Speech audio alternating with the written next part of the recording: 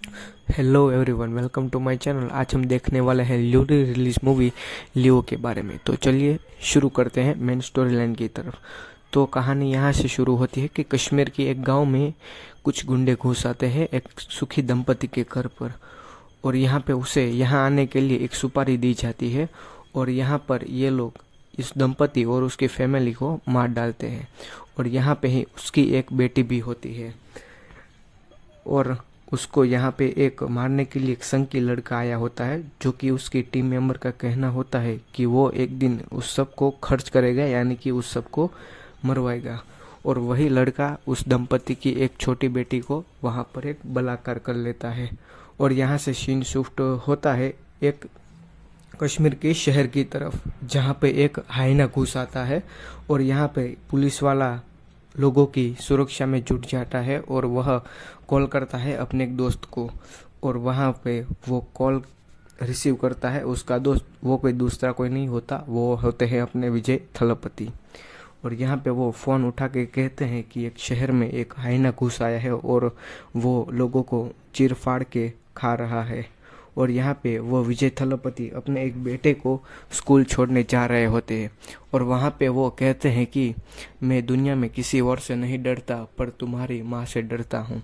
और इसी बात को आगे बढ़ते हुए विजय थलपति और उनका बेटा यहाँ पे आ जाते हैं। और यहाँ पे जोशी जो पुलिस वाला होता है वो विजय थलपति को पूरी बात करता है कि यहाँ पे हाइना घुस आया हो और लोगों को मार रहा है और आपको यहाँ करना है। तो विजय थलपति कहते हैं कि आप एक गन लेके आइए, जो कि हाइना को बेहोश करने के बाद उसको कैद कर सके। और विजय थलपति जाते हैं हाइने के पीछे और हाइना जा रहा होता है स्कूल की तरफ। तो वहाँ पे विजय थलपति पूरे बच्चों को स्कूल के अंदर रहने के लिए कहते हैं। और वहाँ पे जोशी को कहते हैं कि तुम आके उस हाईने पे निशाना लगा के उसको बेहोश कर देना, जब तक मैं उसका ध्यान बटाता हूँ। तो वहाँ पे उनका गन जो होती है वो जाम हो जाती है और शूट नहीं करती। तो वहाँ पे वो उनके बेटे को कहता है कि तुम भाला मेरी तरफ फेंको, उसके आगे वो बेहोशी की इंजेक्शन लगा के। तो ठीक वैसा ही करते। और विजय थलापति को कुछ चोटें भी लगती हो, लेकिन बाद में वो हाइना बेहोश हो जाता है। यहाँ से विजय थलपति आ जाते हैं अपने कैफ़े की तरफ और अपने शर्ट को चेंज कर लेते हैं, क्योंकि उन पे घाव लगा होता है और खून का धब्बा होता है। और अपने कैफ़े में वो सब कुछ देख के आगे बढ़ रहे होते हैं। तभी अपने एक एम्प्लॉय को वो कहते हैं कि ऐसे ही शर्ट आप दूसरी मंगवा लो, क्योंकि ये तुम्हारी भाभी देख लेगी तो वो मेरा जीना आराम कर देगी। और इसके आगे वो कहते हैं कि ये शर्ट तो दूसरी नहीं मिलेगी। तो वो यही बात करके आगे चला जाता है। और वहाँ पर वो गुंडे जो गांव में मर्डर करके आए थे, तो उसके फोटो वायरल हो जाता है और उसके पीछे पुलिस पड़ जाती है। तो जिनको ने उसको सुपारी दी होती है वो कहते हैं कि तुम कुछ दिनों के लिए कहीं छुप जाओ, जब तक यहाँ पे नॉर्मल कंडीशन नहीं हो जाती तब तक। तो वहाँ पे वो छुपने के लिए चले जाते हैं दूसरी तरफ। और यहाँ पे विजय थलपति अपनी वाइफ के लिए आज सरप्राइज डिज़ाइन किया होता है। तो वहाँ पे वो आता है घर पे उसको लेने के लिए। तो उसको पता चल जाता है कि ये शर्ट फटी हुई है जो मैंने गिफ्ट की थी। और दोनों के बीच में कुछ रूठना मनाना हो जाता है। तो बाद में आपको पता है किसकी जीत होती है। तो आगे बढ़ते हैं और ये दोनों के दोनों जाते हैं अपने बच्चों को लेने के लिए, क्योंकि उनको नहीं पता होता कि और सरप्राइज डिज़ाइन की होती हो। तो विजय थलपति जाते हैं अपनी बेटी को लेने के लिए और उसकी वाइफ जाती है उनको बेटों को लेने के लिए। और पूरी फैमिली रात को पूरा एंजॉय करती है। और बाद में जाते हैं वो लकड़बग्घे के पास जो उन्हें पकड़ के रखा होता है। और यहाँ पर गुंडों को कुछ पैसे चाहिए जो कि वो सरवाइव कर सके, और उसके पास पैसा नहीं होता। तो उनकी जो सुपारी दी होती है वो कहते हैं कि कुछ दिन तुम यहाँ पे ठहर जाओ और यहीं पे गुजारा कर लो, फिर बाद में सिचुएशन नॉर्मल होती है मैं तुमको कह दूंगा। और यहाँ पे फिर विजय थलपति रात को अपने फैमिली के साथ टाइम स्पेंड कर रहे होते हैं। और तभी ही वो गुंडे उनकी शहर में एक गाड़ी वाले को लूटने के लिए उनकी गाड़ी पर पत्थर फेंक देते हैं और उनकी गाड़ी पलट जाती है। और वहाँ पे वो लोग सिर्फ उनको पैसे ही नहीं लूटते, बल्कि उनको मार के भी नीचे खाई में डाल देते हैं। और यहाँ पर वो पूरी बात अपने दोस्त को, जो कि जोशी होता है पुलिस वाला, उनको पता चल जाती है। और वो जाता है इन्वेस्टिगेशन करने के लिए कि ये हालात कैसे हुए और कब हुए। तो यहाँ पर उनको मालूम चलता है कि ये कोई हादसा नहीं था बल्कि एक सोचा समझा मर्डर था। और यही बात वो अपने दोस्त विजय थलपति को कहता है। और उनके आगे आता है एक फैमिली मोमेंट जहाँ पर विजय थलपति की बेटी उनके कैफ़े में आके कुछ डांस वांस कर रहे होते, तभी वो संकी सा लड़का होता है वो उनकी कैफ़े की तरफ जा रहा होता है और वो कैफ़े में आके बैठ जाता है कि उनको एक हॉट चॉकलेट कॉफ़ी चाहिए। लेकिन विजय थलपति कहते हैं कि हमारा कैफ़े बंद हो गया है और यहाँ पे आपको चीज़ें नहीं मिल सकती। तो वहाँ पे उनके एक एम्प्लॉय घर जा रहे होते तो उनको हाथ पकड़ के उनके साथ बदतमीजी करता है और गन दिखा के उसको डराता है। तो यहाँ पे विजय थलपति डर के उनको कहते हैं कि आपको जितना पैसा चाहिए वो मैं देने के लिए तैयार हूँ, लेकिन आप छोड़ दीजिए। तो वहाँ पर उसके पीछे पीछे जो उनके गुंडे दोस्त होते हैं वो भी आ जाते हैं और उनको कहते हैं कि छोड़ दे और चल। तभी वो जो लड़का होता है वो कहता है कि इन सब ने हमारे चेहरे देख लिए हैं और ये कल जाके पुलिस में अपनी रिपोर्ट कर देंगे तो हम वैसे भी पकड़े जाएंगे, इसके अच्छा है कि हम इन सबको मार देते हैं। तो उनके दोस्त भी तैयार हो जाते हैं और वहाँ पे वो कहते हैं कि आप पैसे ले जाइए और हम सबको छोड़ दिया, लेकिन वो मानते नहीं है और यहाँ पे शुरू होती है फाइटिंग। तो यहाँ पे आखिर में जो होता है तो थलपति हार मान लेता है और यहाँ पे वो पागल संकी लड़का उनकी बेटी को मारने के लिए जा रहा होता है। तेरी विजय थलपति को वो रात की स्टोरी याद आती है जो कल रात उनकी फैमिली के साथ डिस्कस की होती है और यहाँ पे वो गन लेके उन 5 गुंडों को मार देता है और यहाँ पे वो गहरे सदमे में चला जाता है कि ये मेरे हाथ से क्या हो गया, ये तो नहीं होना चाहिए था। फिर वहाँ पे पुलिस आ जाती है और पूरी इन्वेस्टिगेशन होती है और यहाँ पे उनके खिलाफ केस होता है कि विजय थलपति ने 5 लोगों को मारा है।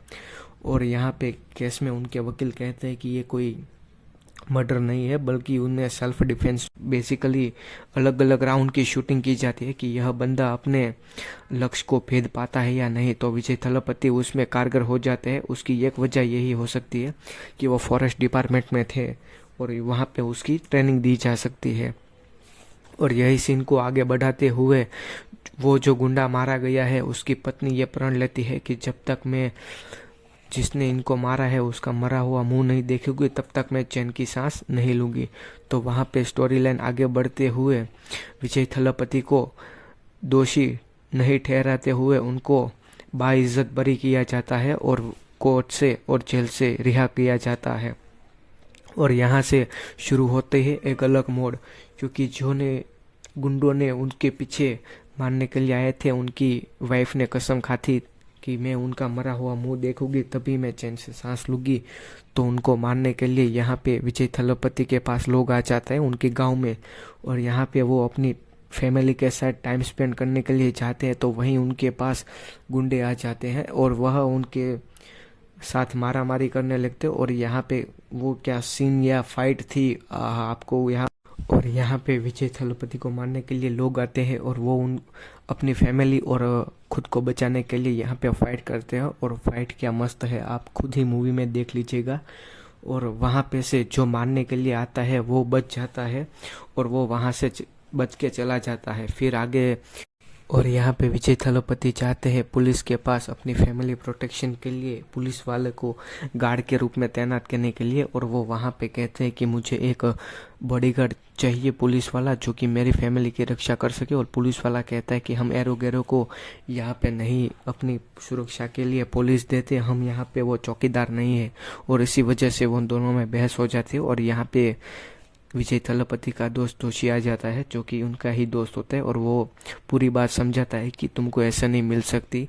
और यहाँ पे वो दोनों मिलके विजय थलपति की बॉडी पर चोट के निशान बनाते हैं ताकि उनको एक प्रोटेक्शन के लिए पुलिस वाला गार्ड मिल सके। और इसी बात पे वो जज साहब के पास जाते और वो घाव दिखाते और उनके लिए डिमांड करते हैं कि वो पुलिस वाला उनकी प्रोटेक्शन के लिए उनके घर पे एक तैनात रहे। और वहाँ पे वो सिफारिश करते हैं कि मेरे गांव का एक पुलिस वाला मुझे मिले और वो हाई रेंटेड हो तो बहुत बढ़िया है।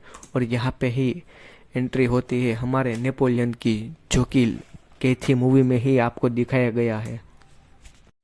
उनके कैफे पे विजय थलपति की कोई फोटो चुपके से लेता है और वहाँ से चला जाता है। फिर वो जाता है दास कंपनी में जो कि साउथ की तरफ आती है और वहाँ पे जाके वो उनकी फ़ोटो दिखाते हैं। तो वहाँ पे वो अपनी एक जो कि वहाँ पर एक पुरानी फ़ोटो होती है उसको उसके आगे का कांच होता है वो तोड़ देते हैं और उस पे उसका हूबहू स्केच बनाने की ट्राई करते हैं और वहाँ पे उनको लगता है कि यही ही लियो है। और आगे वह पेंटिंग उसके भाई एंथनी दास को दिखाता है और वह कहता है कि हमारा लियो हमें मिल गया है। और इसी के साथ वो आ जाते हैं अपने यहाँ विजय थलपति को मिलने की, वही हमारा लियो है। उसके बाद वहाँ पे उनका कहता है, यहाँ पे अपने संजय दत्त यानी कि एंथनी दास पहुँच जाते हैं लियो के पास और यहाँ पे वो आके लियो के कैफ़े पर बैठ जाते हैं और कहते हैं तुम ही मेरे लियो हो। लेकिन विजय थलपति कहते हैं कि नहीं, मैं लियो नहीं हूँ, आपको कोई गलतफहमी हो रही है।